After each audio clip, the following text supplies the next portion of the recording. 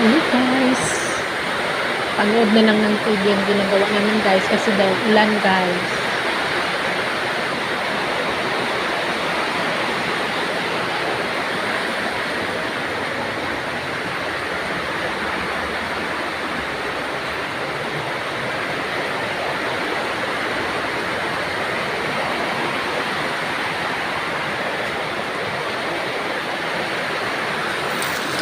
Ayan guys, ulan guys. Ang lakas ng ulan guys, kaya hindi ako makalabas, hindi kami makalabas guys, sa bahay lang. Ganyan kalakas. Wala nang bundok guys. Yan.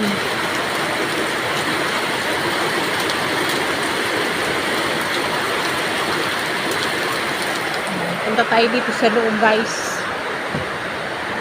Dito naman sa labas guys.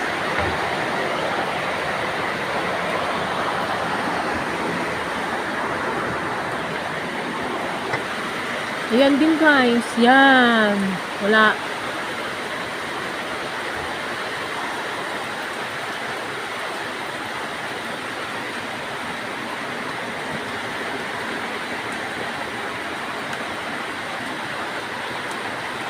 Wala akong gagawin kundi tanaw-tanaw na lang sa bintana guys. Dahil ulan guys. Ang lamig. Ganito guys ang sitwasyon dito ngayon guys pag deer months. Ang lamig. Super lamig.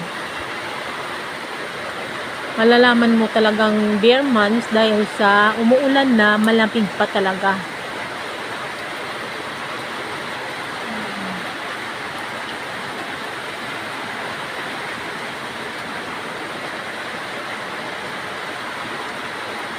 Thank you for watching guys.